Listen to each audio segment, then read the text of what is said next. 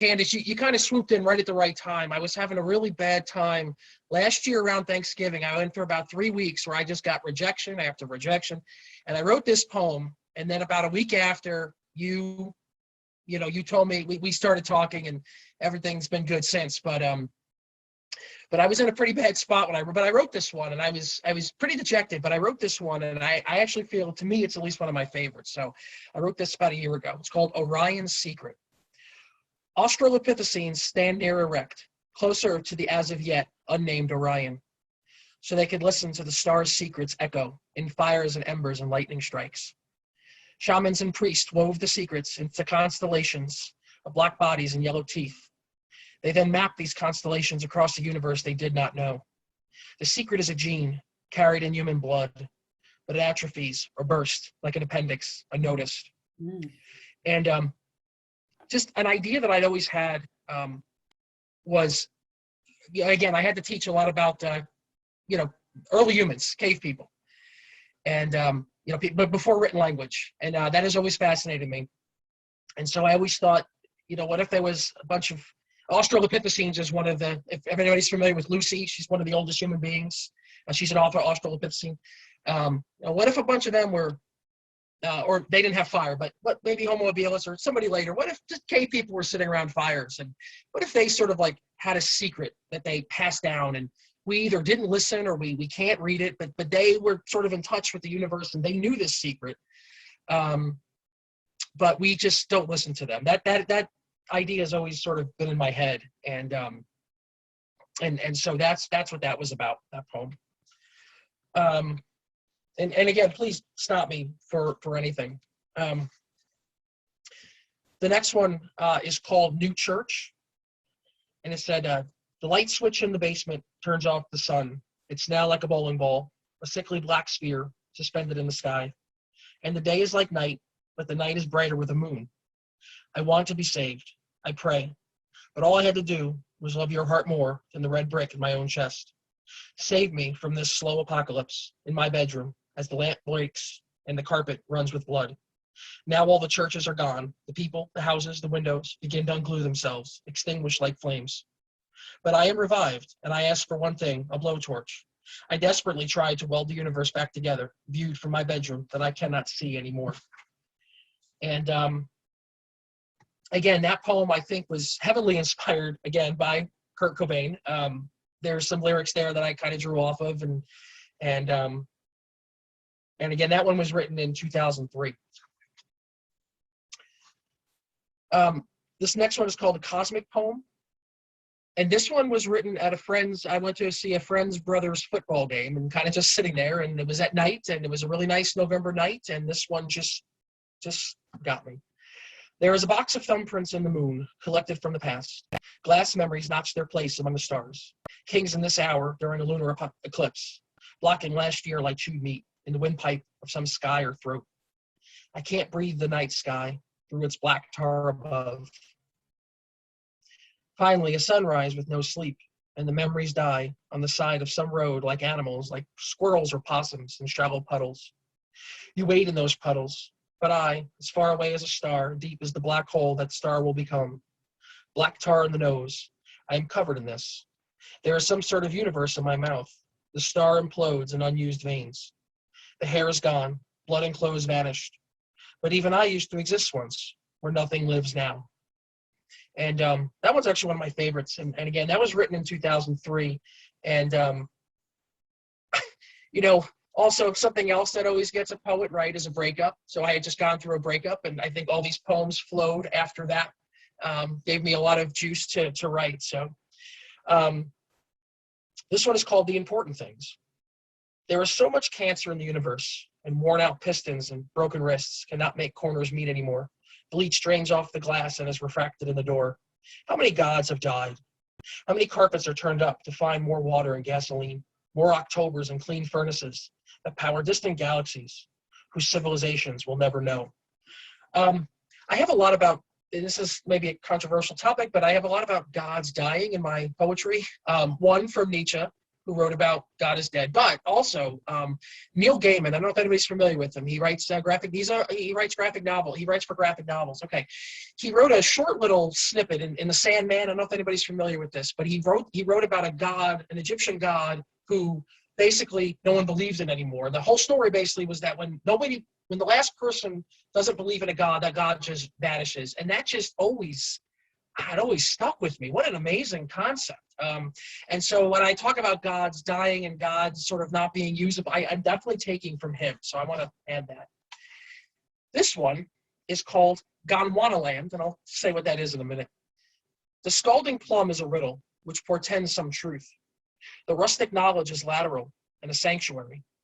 This knowledge is nerves scattered in skin and crooked wax. Oceans and echoes on broken continents, pulsating dreams we never had.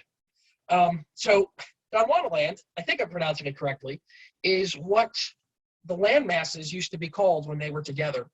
Pangea was breaking up, and when Pangea broke up. Now, how do I know this? Am I an expert in this? No, I read books to my child at night.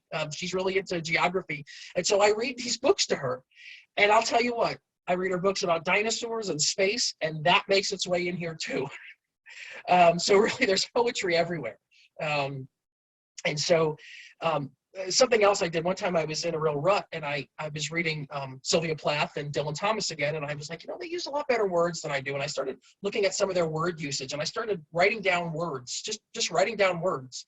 And I have like a word bank sometimes when I write, and it helps me because sometimes I feel like I use the same words. So that was one of these poems where I went to my word bank and started just kind of putting things together, and I like the results. So I don't know how much more time we have, or if anybody has more questions. There's a few more poems that I haven't read. So we have about 10 more minutes. Maybe 5 more minutes of reading. Does that work for you, Angelo? And then I'd like to just give people a chance to ask some final questions or even have a discussion. So go for it. Yeah. Mm-hmm. This one is called Christmas Tree Park. You don't know his name. He doesn't win any awards. He washes the floor, and he looks exactly the same as the millions that came before him. He's not famous or trending, but he meticulously disassembles the universe, one quark at a time, while pretending to care about your awards.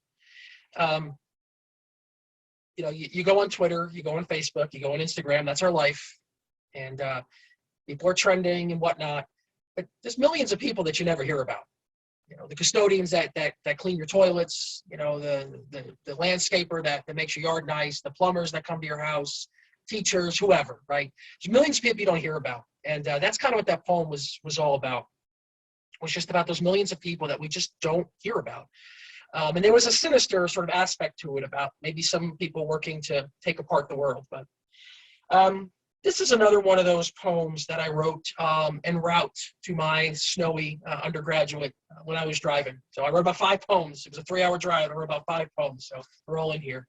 And this one's called Route 81 because I was on Route 81 in New York State when I wrote this. We have all wanted the same things, from log cabins and dumpsters. We've all had the same dreams in our coldness. I've always pondered the movement of history in my own arm, the bend in my knee, chicken bones in the trash, holes in my shoe, this couch and all the eternities, from my seat to the television, all the sorrow in my spoon, all the black space in my sweatshirt, under the hood, outside in the rain, 1,000 existences contained in the wet pavement, in the snow, in my cold breath rising above the rusty cars. And another place that I used to write was actually in my classes. When I was an undergraduate, I would zone out in class and I would write these things. So needless to say, I wasn't the best student in the world, low B's, but a lot of these came from that as well because I would get bored and start scribbling these poems in the margins of my notebook. This is another one of those called appropriately, Drive Back. I do not dream of glorious ends. I just suffer the means to meet them. Like a sentence, I refuse to inhabit a fabricated world. Ghosts don't hold fast to nails, cannot fasten them down. Ghost hammers have no echo, just hands outstretched with no wrist bone, waiting for the communion tablet of the moon, solitary in its chalice sky. Hungry ghosts devour the moon like invisible cannibals floating on rooftops, salivating over their unholy meal. I can't trust them. Again, that's another Dylan Thomas. He wrote a lot about ghosts. And the other thing too that I had to work out some issues with my own religion. So I was born and raised Catholic, and so there's a lot of remnant. There's a lot of influences of Catholicism in these poems as well. Communion tablets, things of that nature. This one's called "Fools Love the Obvious." Fools love the obvious, but you have to sell it to them. Idiots crave the words they already know, crave them like bleach or fire or snow at the end of the world. But it's not the end, no. It's just a billboard, a blog post, a commercial. This is all they know because they think with borrowed thoughts that are not their own. And that idea about borrowed thoughts comes from a lot of the critical theorists, actually, that I read. And basically this sort of mental apparatus, a lot of times that we think with, our heads are filled with sound bites and ideas that are really not our own. We listen to our religion, our party, our whoever, and then we repeat these things and we parrot them back, but they're really not our own thoughts. And that is always, that idea has always fascinated me, that people are talking, but not with their own thoughts. So again, a lot of critical theory in there. This is called "If You Look." I wonder what hides in the airwaves. What beast sleeps in the numbers, climbing and counting as it goes higher. I speak a synecdoche of truth with jigsaw sentence fragments that sound important.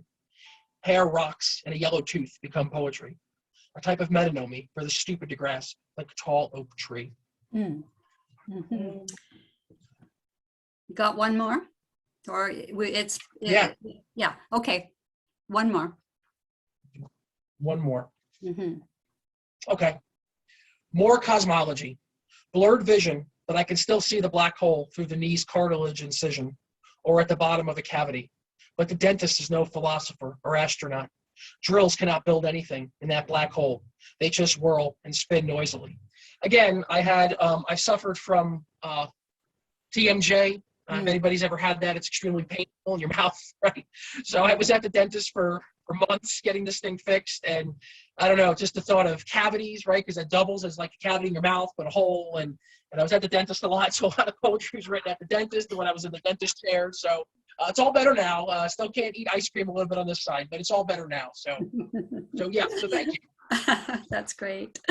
Okay, so you can unmute yourselves now if you like. And if there's anything that you would like to say to Angelo or ask him, now's the time.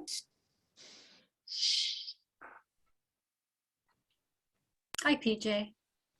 Oh, hi. I'm new at Zoom, so I'm not great. I really enjoyed this. Yeah. I just saw a link on, I think it was Candace's Facebook or something.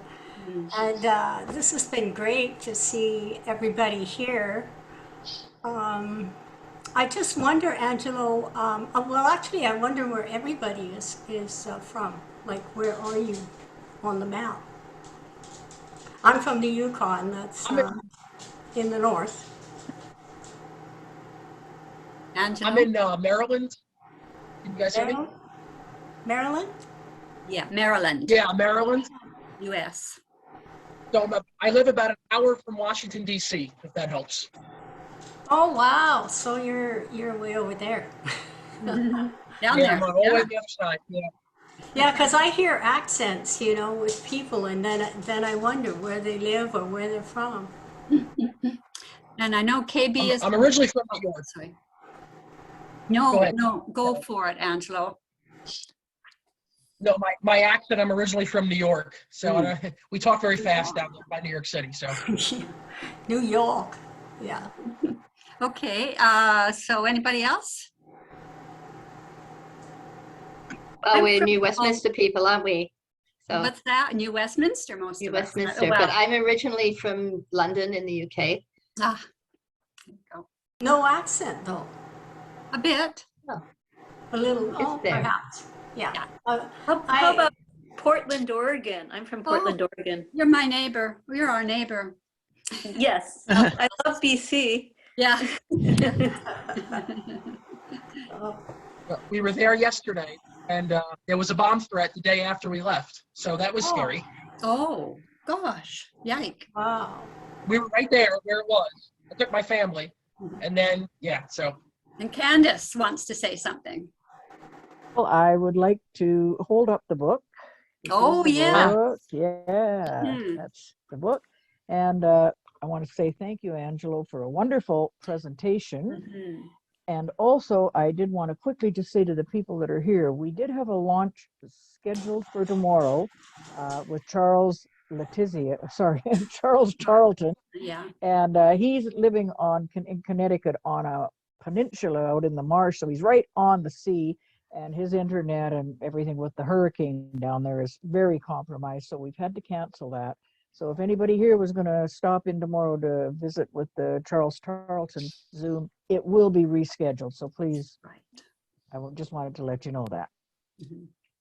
Thanks, Candace. Are these, what is it, RCLLS? I'm Sorry? going to answer that right away, PJ, because Candace is Silver Bow Publishing. So Yes. these launches are books that she has published through Right. her company. The Right. reason you see RCLAS under my name is because I'm hosting, and I am a board member of RCLAS. Yeah, I understand that. Yeah, so What I was going to ask is, where are these links most often, like to these events? Where are they most often published on the RC? Oh, I get acronyms wrong. it's okay. RCLAS site. Yeah, you'll find them on the RCLAS site as well as Candace. You'll You find got- them on the Silver Bow website, and you will find them on the Silver Bow Facebook. And Silver Bow actually sends out to every one of our many contacts an email just to give everybody a reminder. Mhm. Okay, Okay, that's great. so Angelo, this was a brilliant time spent with you. I think your poetry is absolutely wonderful. It's troubling, as I think that you intend, but it's brilliant. Yeah, you go ahead, KB. Question and a comment. Comment, I really like the length of your poems, Angelo. I like to have an idea and not have it all diluted and spread out over 4 pages. And by the time I get to the end, it's like, what are they talking about again? And trying to pick out all the symbols. It's just, I really like that. And Candace, I like to support my local bookstore now that I'm here. Is there any advantage to just ordering directly from you, or should I just go down the street to Tailwind Books and say, can you get this book in? Yeah, you can do either one, whatever. There's not an advantage through ordering with us, but you can order through us off our website, or you can order through Amazon, which is usually more expensive because of their fees and mailing. So Amazon's your least cost effective. Silver Bow is going to be not quite as cost effective as your store because we have to tack on the postage, but the postage isn't that. Okay, I think I'll go to the store, and then maybe it just raises the profile, and maybe 2 people will buy it. Exactly. Hey, yeah. It's like, oh, this looks interesting. Okay. Also, you can ask for it at any library because it's available through the library distributors in Canada and the United States through ProQuest. Nice. No. Okay. All right, Angelo, any last words? Thank you again very much for being here today. I know it was you had some trouble getting your technology coordinated, but it really worked out well. Oh, and thank you for everybody for coming. And one more thing too, Angelo has a second book coming out in early 2022 called Pilgrims of Infinity, and we're very proud to be the publisher of that one also. Well, we'll look forward to the launch for that. Very excited. Very, very excited. Okay, everybody. I think I'm really apologize about the recording. Candace, I'm going to have to I'm going to have Candace remind me, or else she can start it if I remember to. What we could do, Carol, going forward, we can both record it. Good. If that's our fail-safe yes, system. Exactly. That's right. Yeah. Okay, well, I'm not sure what time it is for you, Angelo. It's early afternoon here.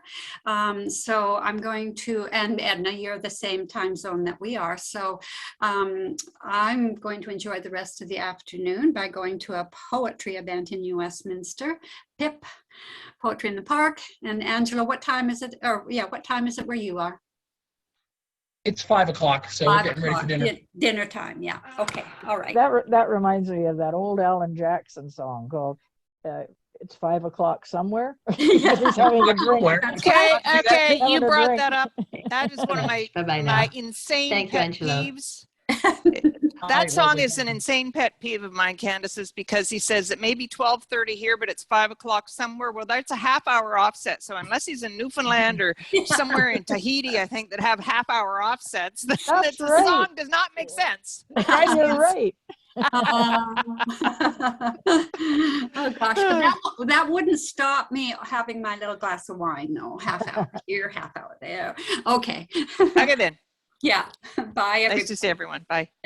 Yeah. Thanks for being here, Edna. Thank you for coming. And thank you, Angelo. Thank you, Candace. Okay. Bye, everybody. Bye. Oh, it's just us now. Thanks again. Just us. Yeah. You did a great job, Angelo. You Great did. job. Yeah. I was nervous. I've never done anything like that. So, but thank you again, Candace, for making this a reality. So I know my library bought it. I saw a wolf cat.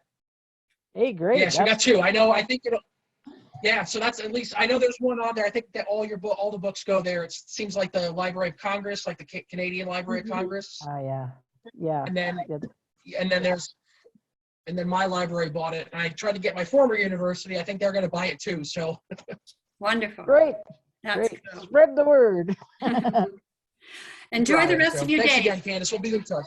Yes. Yeah. Okay. Bye, Bye-bye. everybody. Thank you. Bye.